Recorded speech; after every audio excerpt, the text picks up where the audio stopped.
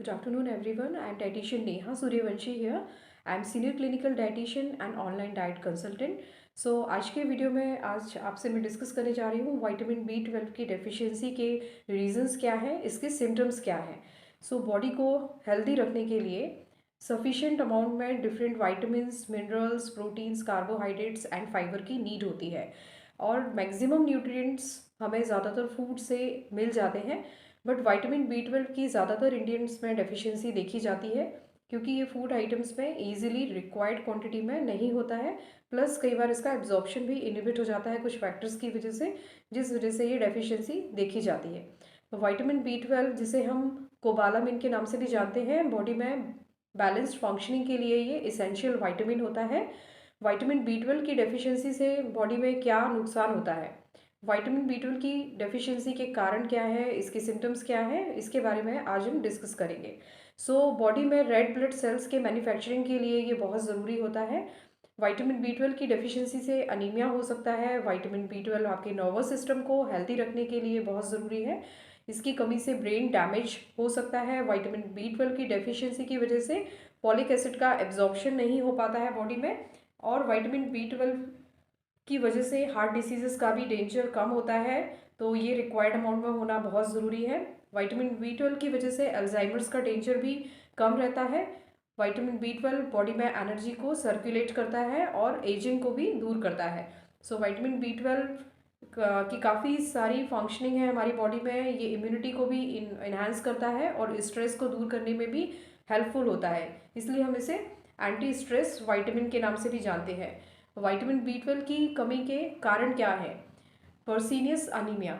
इस वजह से जो हज़ारों में किसी एक को ये पर्सीनियस अनीमिया का सिम्टम्स आते हैं, जो इंट्रिंसिक फैक्टर होता है, एक प्रोटीन का टाइप होता है जो कि विटामिन B12 के एब्जॉर्प्शन के लिए ज़रूरी होता है।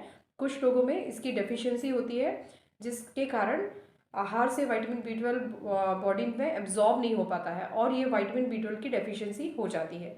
जिन लोगों में किसी वजह से स्टमक या इंटेस्टाइन का ऑपरेशन हुआ है, उसका कुछ पार्ट रिमूव हुआ है, तो उस वजह से भी विटामिन B12 की डेफिशिएंसी देखी जाती है। जो लोग वेजिटेरियन हैं और कम अमाउंट में मिल्क एंड मिल्क प्रोडक्ट ले रहे हैं, उनमें ये डेफिशिएंसी अक्सर देखी जाती है।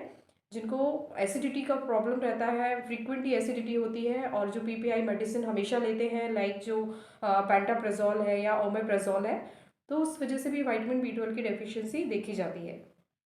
जिनका डाइजेस्टिव सिस्टम वीक है या जिनको स्टमक से रिलेटेड प्रॉब्लम्स हैं, उनमें विटामिन B12 की डेफिशिएंसी कॉमनली देखी जाती है।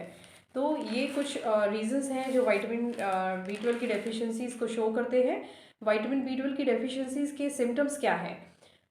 इस वजह से वीकनेस होती है, फटीग हो सकता है, लेजीनेस आती है, शरीर में ब्लड की कमी हो जाती है, डाइजेस्टिव सिस्टम वीक हो जाता है, हेडेक होने लगता है, भूख कम लगती है, मेमोरी लॉस हो जाती है या कम हो जाती है, आईज में वीकनेस रहती है, माउथ अल्सर्स फ्रीक्वेंटली देखे जाते हैं, एंड हार्ट रेट भी इंक्रीज हो जाता है, और चिड़चिड़ापन या इरेगुलर पीरियड्स का प्रॉब्लम भी कई फीमेल्स में देखा जाता है।